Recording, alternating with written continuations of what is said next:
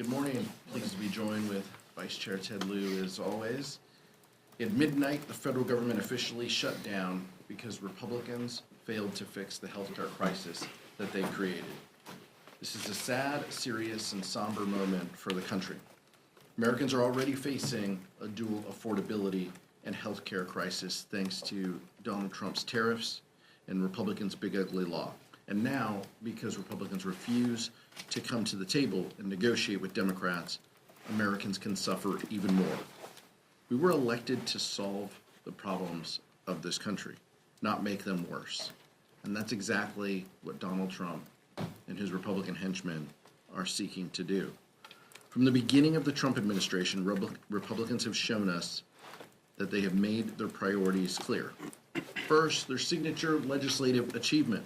Republicans passed the largest cut of health care in American history, all to provide a tax benefit to corporations and billionaires. I wish that it was an exaggeration, but it's the truth. Democrats didn't greenlight this cruel, costly healthcare cuts, and now we continue to stand against them. Preserving and expanding access to quality, affordable care has always been House Democrats' top priority. It should come as no surprise to Republicans that we wouldn't support their agenda that dismantles health care, makes it more expensive, and puts it out of reach for hardworking families. That's why we've done everything in our power to give Republicans the opportunity to do the right thing, to join with us, to work, to collaborate, to have conversations, to have bipartisan funding bills that look out for the economic well-being of the country. We even laid out our own plan that keeps the government open while ensuring Americans could keep their health care, afford medications, and continue to see their doctors. Even as the government closes, Democrats will continue to keep fighting. I hope our Republican colleagues will finally wake up and join us. Vice Chair Ted Lieu. Thank you, Chairman Aguilar. Today is day one of the Republican shutdown. Republicans control the White House, the Senate, and the House. Democrats are here working on behalf of the American people. We're fighting to lower costs, cancel the cuts, and to save health care. And we're House Republicans. They are on vacation. We are asking Speaker Johnson to bring back House Republicans right now so we can work together to not have this government shutdown. It is now a very bad time to have a government shutdown because we are in a very bad economy. We know that unemployment has now hit near 4-year highs. We know inflation has continued to rise this year.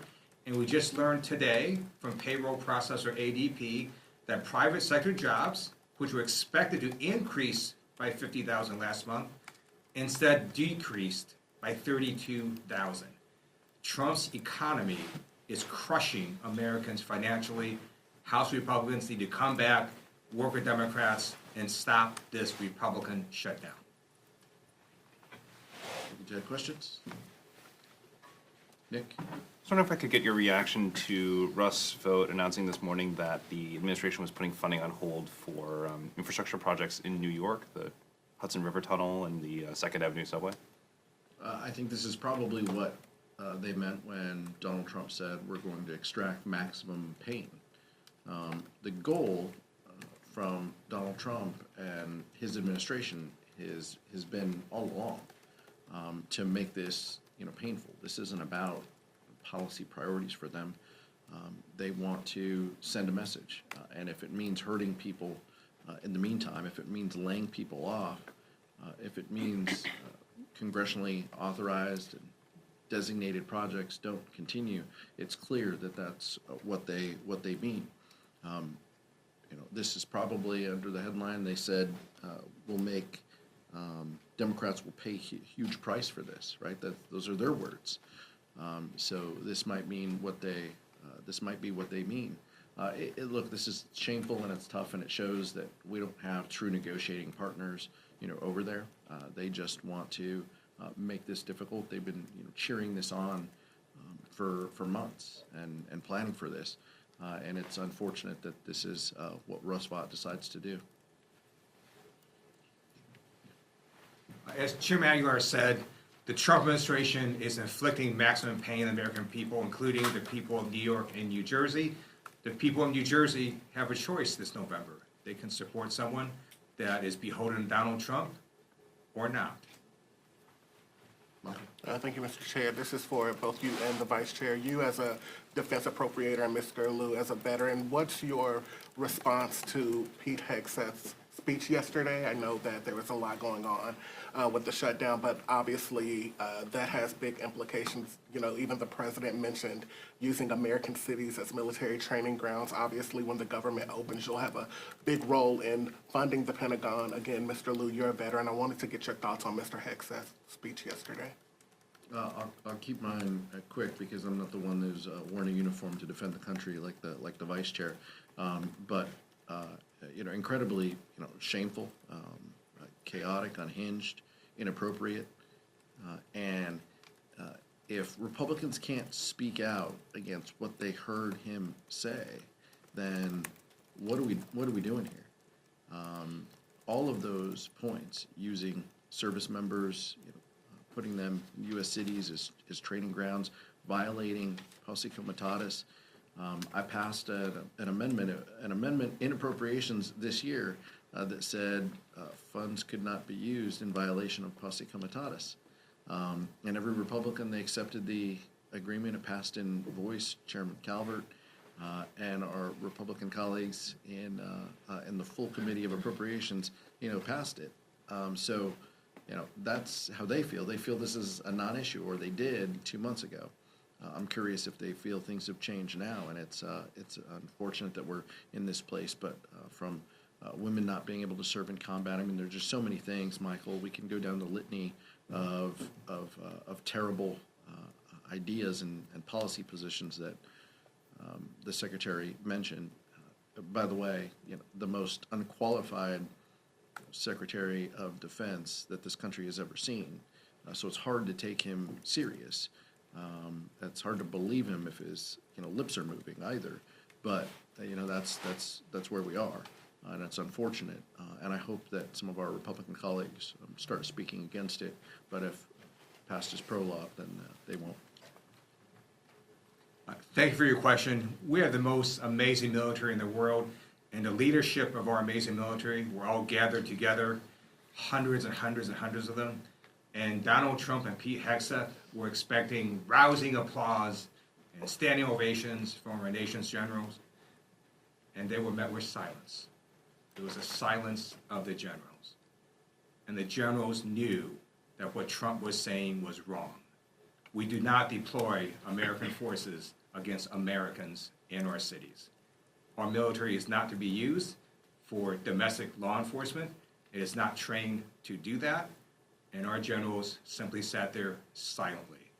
It's also illegal for Donald Trump to order U.S. troops against Americans in American cities. A federal judge has said so. We expect the appellate courts and even the Supreme Court to uphold that ruling. Thank you. Representative Blue?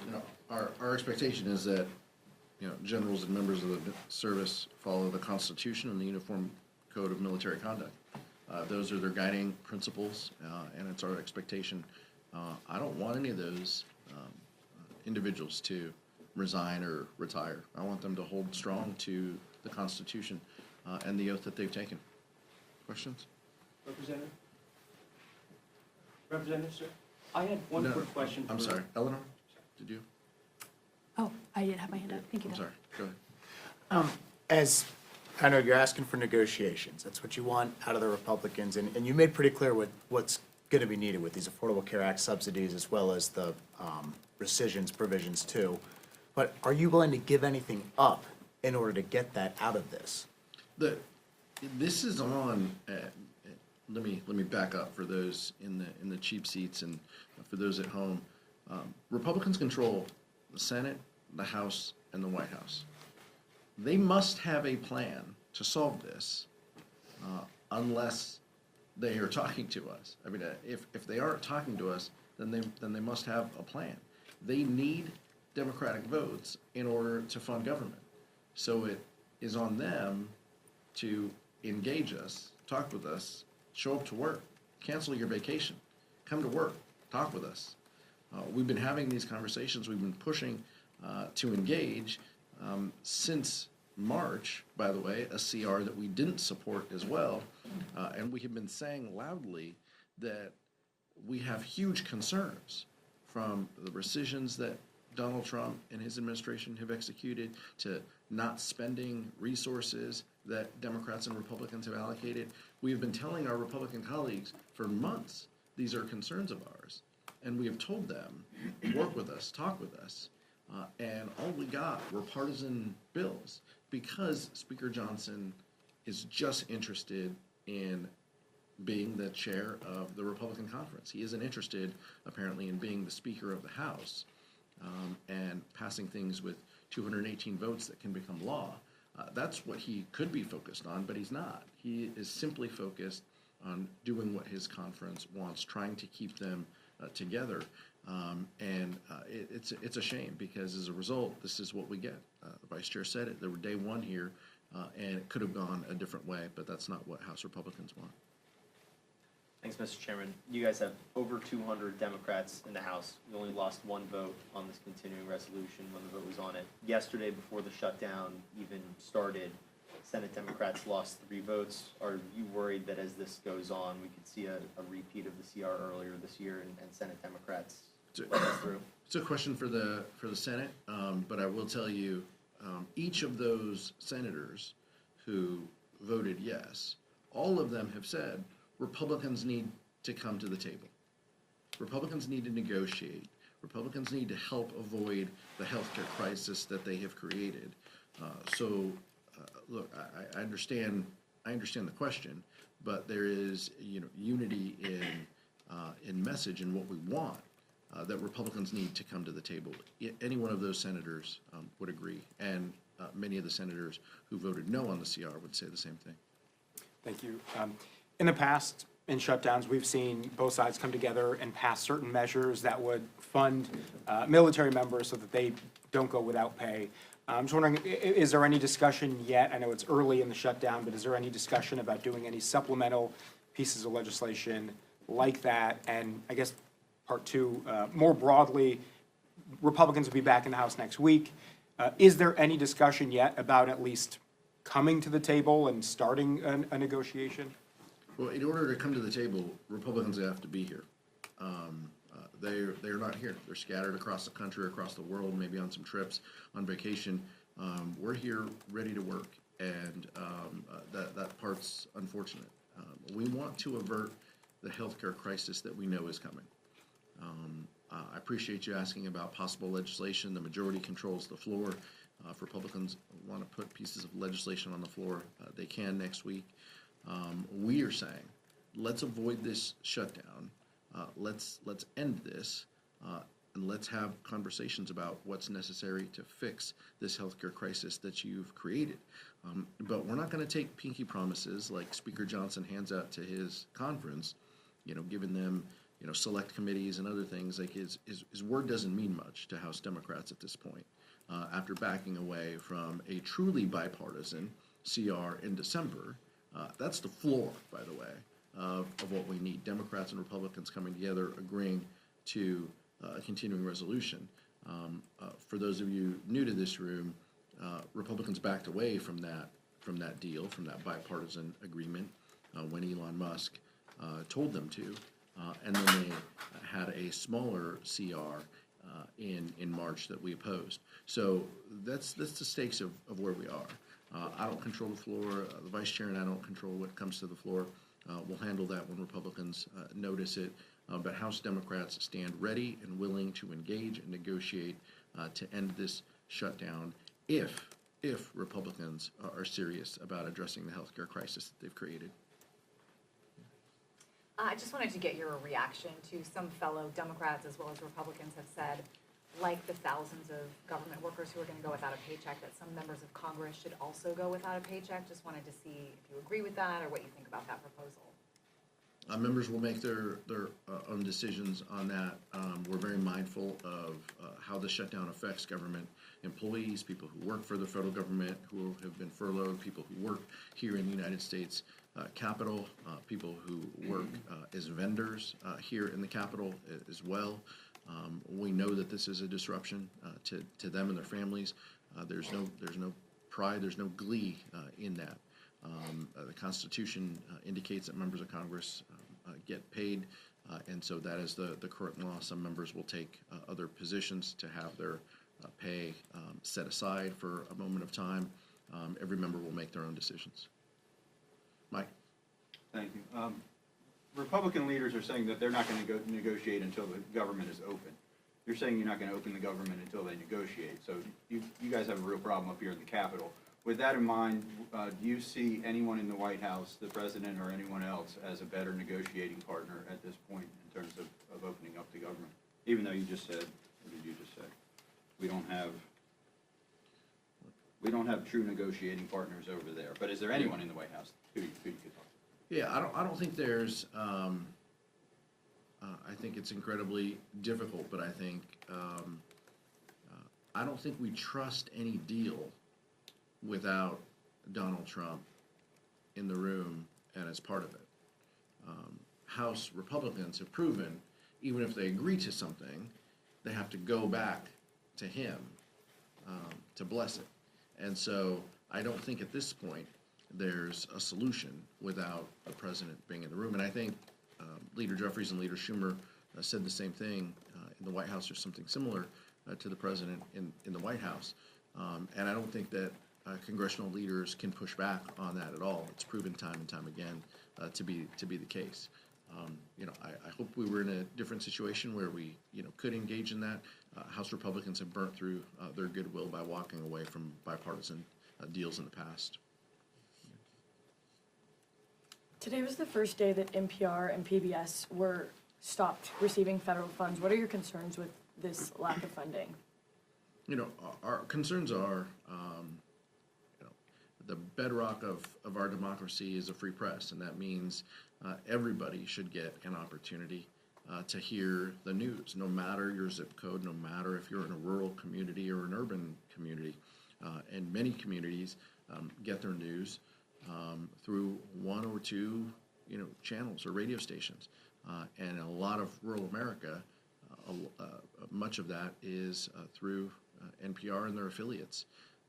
So I'm less concerned with the kind of beltway news sphere. No disrespect to all of you, but how Americans across this country receive their news, and in many cases there's been media consolidation and just geographic barriers to people getting their news.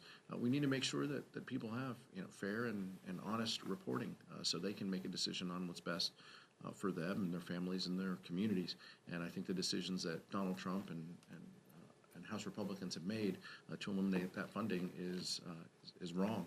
I think a couple of Republicans have spoken out against it. Some have tried to strike a deal and have floated options, but to date we don't have that. And so many of these stations, I'm afraid, are going to lose funding and jeopardize the services that they provide to rural America, and that's unfortunate.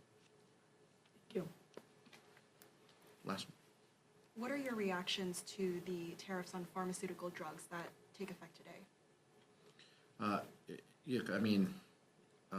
The tariffs in general that Donald Trump is put forth are terrible for our economy. I'm only pausing and withholding because if you wait a day or two, he might pull them back, right?